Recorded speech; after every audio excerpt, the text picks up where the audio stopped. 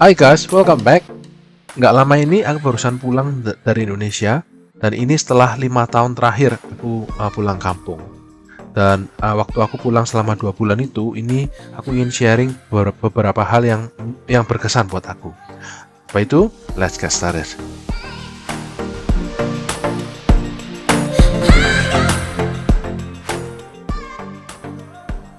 Ya, jadi ini kesimpulannya. Tadi aku sempat bilang kalau terakhir pulang kan sebelumnya 5 tahun sebelumnya. Bukan berarti aku tiap frekuensi pulangnya 5 tahun ya. Tapi karena waktu terakhir sebelumnya 2017 itu pulang, 2018 keluarga ke sini, 19 juga keluar ke sini juga.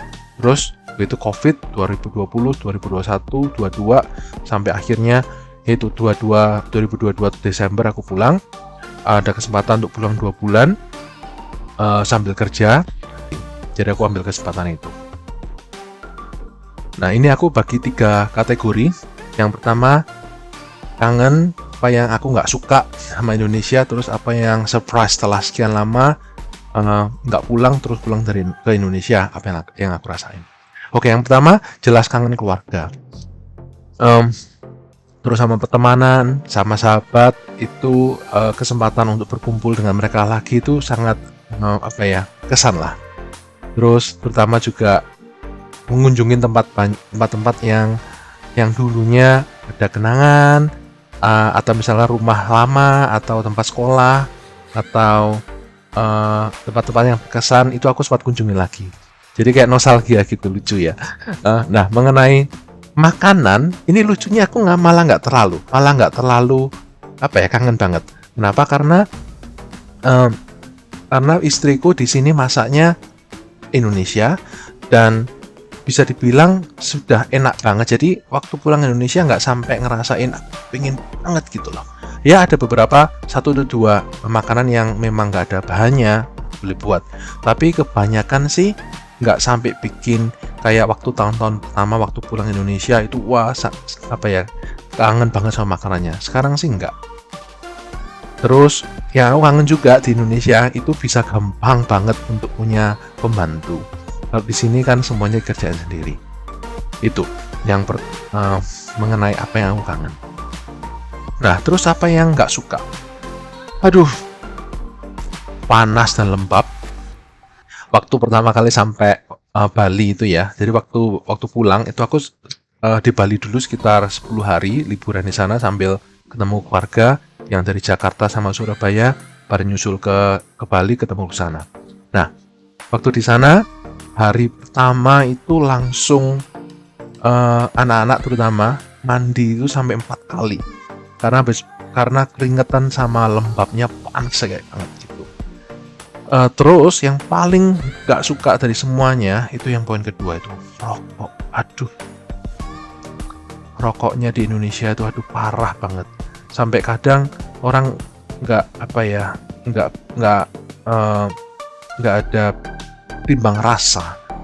Bahkan di tempat restoran yang ya menengah lah, bukan restoran yang tempat makan yang jelek.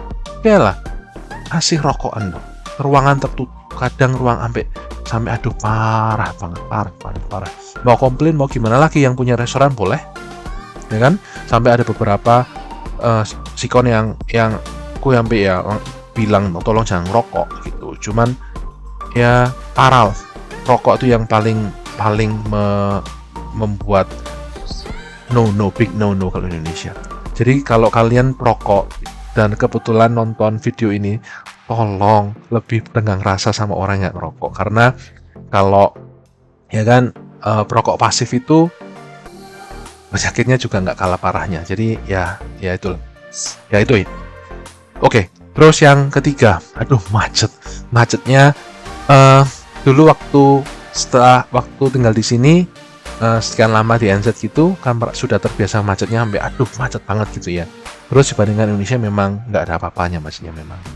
Terutama kalau di jam kerja kan macetnya di Indonesia bukan cuman mobil, motor, kendaraan umum segalanya macet amburadul. Nah gitu. Terus itu work-life balance-nya memang nggak bagus ya. Kayak misalkan gini, kalau di sini itu kan tiap tahun kita dapat 20 hari kerja libur, jadi 4 minggu cuti. Kalau di Indonesia cuma 12 hari. Dan waktu aku pulang itu kan 2 bulan tuh. 2 bulan aku ngambil sekitar sebulan setengah lebih, sebulan setengah libur, terus ada 3 minggu, 4 minggu kerja. Nah, itu orang-orang pada kaget, kok bisa ngambil sekian lama? Nah, di sini liburan panjang termasuk biasa, apalagi kalau misalkan dalam 1-2 bulan itu biasa, nggak masalah. Karena cutinya sendiri setahun 4 minggu, dan itu bisa diakumulasi kayak gitu. Jadi kalau di Indonesia kok mau untuk untuk enjoy setelah kerja, dari sisi aku yang sudah ngerasain di sini kembali ke Indonesia kok rasanya kok gitu ya. Dulu padahal aku gitu juga loh. Dulu sama kerja di Indonesia kan ngalami hal yang sama juga, tapi nggak komplain juga. Tapi setelah kembali lagi ngelihat kok untuk libur kok sulit ya gitu. Terus yang nggak suka juga itu jalanannya. Jalannya rusak banget loh. Jalan-jalannya itu kok bahkan yang barusan ditambal atau barusan dikerjakan itu kualitasnya memang jelek ya. Nggak kayak keriting lah. Nggak heran banyak mobil sedan suspensinya rusak semua. Ya kan?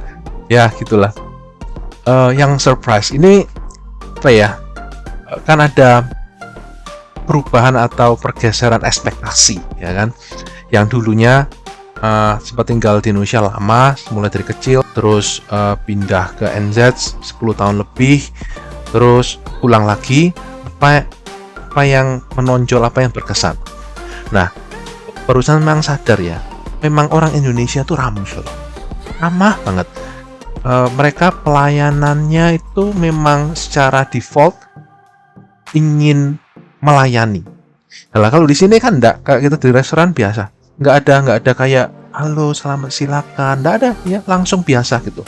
Terus kalau sama satpam di Indonesia kayak dihormati, sama security silakan. Di sini enggak, biasa. Jadi